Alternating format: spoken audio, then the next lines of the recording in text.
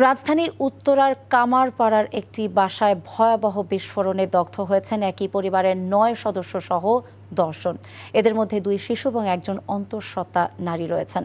বাসার গ্যাসের পাইপলাইনের লিকেজ থেকে বিস্ফোরণটি ঘটেছে বলে ধারণা করা হচ্ছে। তামজিদ সুমনের আরেকটি রিপোর্ট। এই ভয়াবহ বিস্ফোরণ রাজধানীর উত্তরার কামারপাড়ার একটি বাসায়।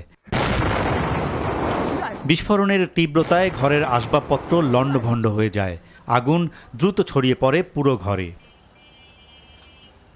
বিস্ফোরণটি এতটাই শক্তিশালী ছিল, ঘরের দেয়াল পর্যন্ত ধসে পড়েছে।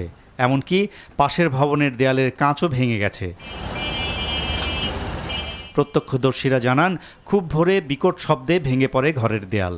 বিস্ফোরণের আগুনে দগ্ধ হন ঘরে থাকা সবাই।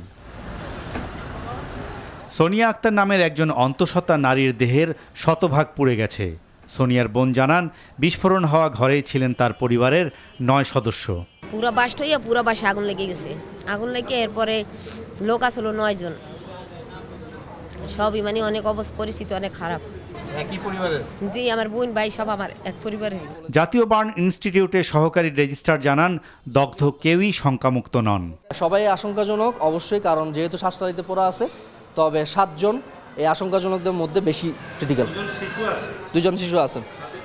তাদের অবস্থা হচ্ছে যে প্রাথমিক ধারণায় আমরা প্রাথমিক পর্যালোচনায় যেটা দেখতেছি যে তাদের বার্নটাও হচ্ছে যে মেজর বার্ন। ২ জন শিশুকে এইচডিইউতে চিকিৎসা দেয়া হচ্ছে, আর শতভাগ দগ্ধ সোনিয়াকে রাখা হয়েছে নিবিড় পর্যবেক্ষণে। Tamjid Suman, NTV news, Dhaka.